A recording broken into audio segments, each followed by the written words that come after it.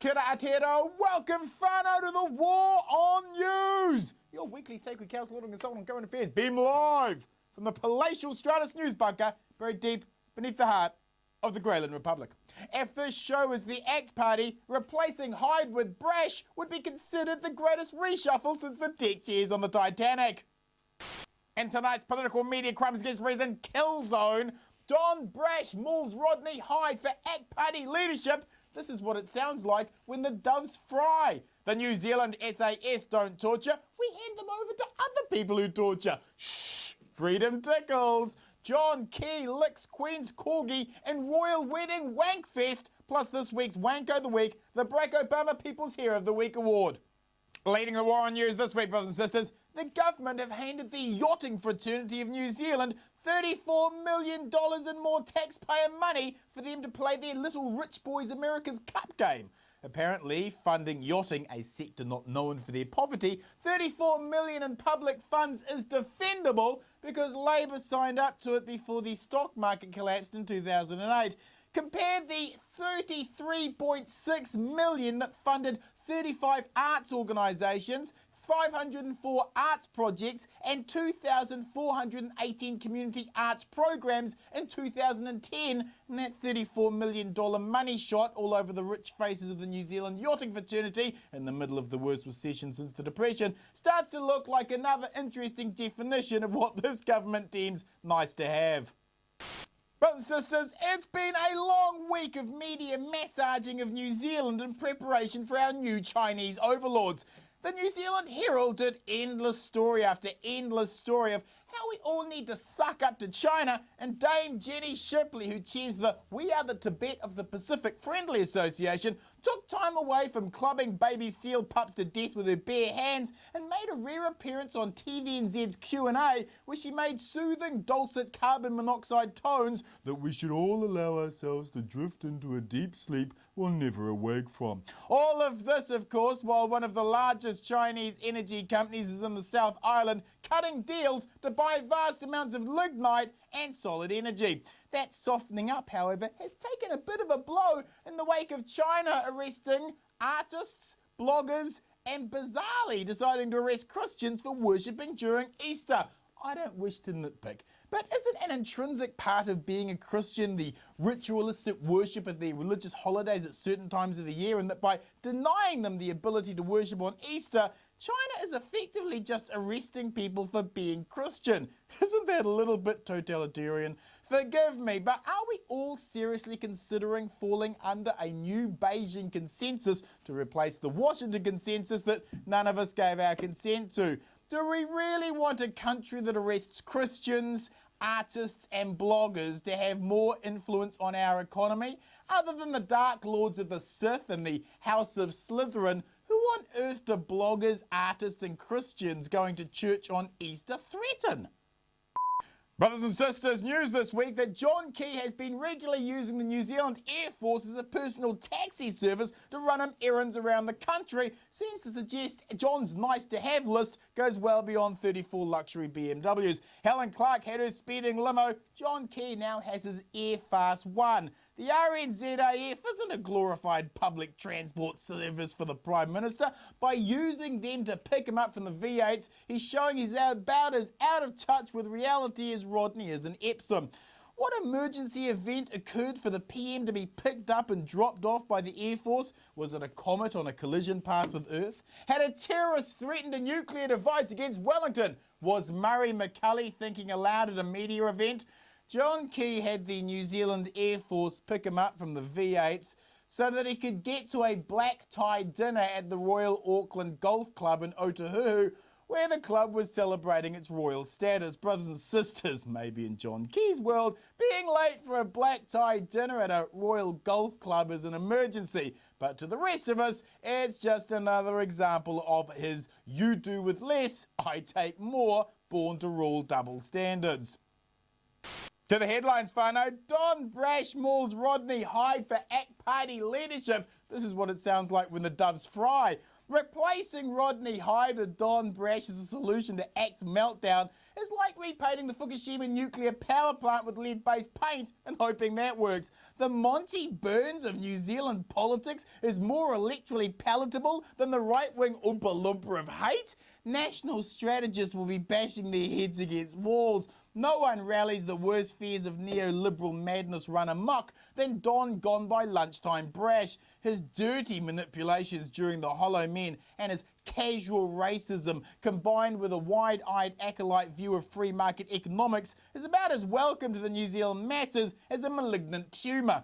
Imagine a National Party in conjunction with a Don Brash Act embarking on a privatisation agenda that would make Roger Douglas blush. Just imagine what a National ACT Party led by Don Brash would privatise if they won the 2011 election, which leads nicely to this week's top 10 policies a key Brash government would implement. 10. Invade Iran on behalf of America. 9. All beneficiaries become mandatory organ donors. 8. Public safety campaigns against joining unions. 7. McDonald's to sponsor all playgrounds in state schools and private public partnerships. 6. More wives from Singapore immigration program. 5. Make being Māori in an urban area after 10 p.m. an arrestable offence. 4. Open up the left-hand corner of the New Zealand flag to corporate logo sponsorship. 3. Arm all frontline police with rocket-propelled grenade launchers. 2. Force all teachers' unions to adopt a no fat chicks amendment to membership rules. 1. Catch up with Australia by selling New Zealand to China. Moving on with the headlines, whānau. We don't need an inquest into the SAS handing civilians over for torture in Afghanistan. Shh, freedom tickles. John Key's ruled out an inquest into exactly what the bloody hell the SAS have been doing up in Afghanistan, despite allegations that we're handing civilians over to known torture units from this month's Metro magazine.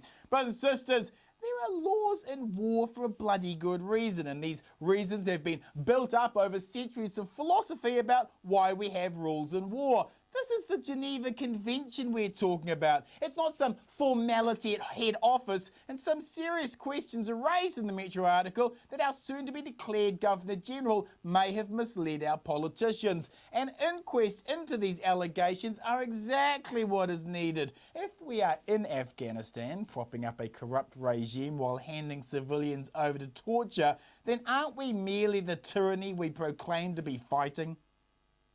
Moving on with the headlines, whānau. John Key licks Queen's corgi in royal wedding wankfest. The wankfest that is the royal wedding is about to commit wall-to-wall media genocide this week.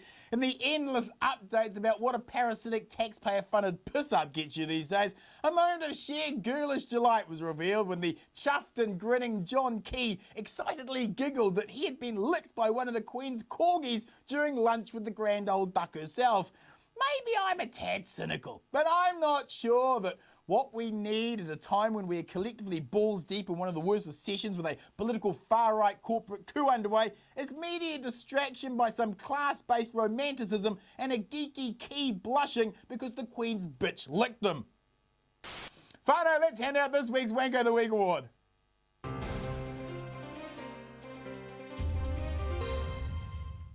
Brothers and sisters, this week's Wanko of the Week has to go to Anzac Day.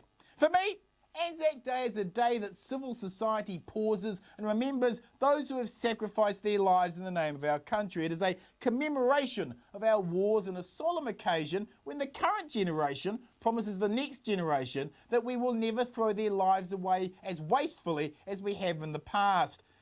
For the last decade, Anzac Day has been a farce to the respect of our glorious dead. Our involvement in an immoral war to prop up a corrupt regime in Afghanistan while we actively hand over Afghan civilians to torture units means we have ignored the lessons of the past and now inflicting the very terror we proclaim to be fighting.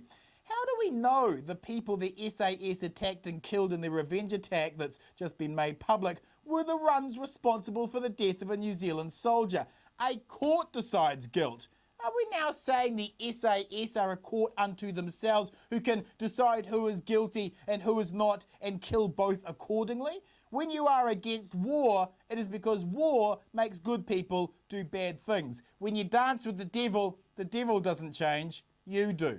Watching Wayne Mack declare on Q&A last weekend that we are in Afghanistan because 7 New Zealanders have died from terrorism in 10 years is the most intellectually bankrupt defence of this immoral war I've ever heard. Our threshold for occupation of Afghanistan is 7 dead citizens over a decade. Why the hell aren't we bombing KFC stores for Double Down burgers? Heart disease in a decade would kill hundreds of thousands of New Zealanders. Our justification for a war is less than 1 dead citizen per year in a decade. Our presence and continued interference in Afghanistan is creating the terrorism.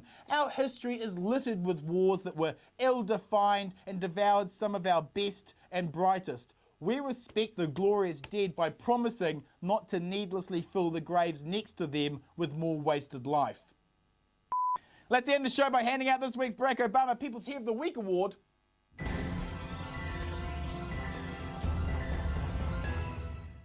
Brothers and sisters, this week's Barack Obama People's Hero of the Week Award has to go to Donald Trump, who has declared that he is running for President of the United States of America. And I, for one, say, why not? It's not like he'd be the first rich white guy to throw a black family out of a home in the US.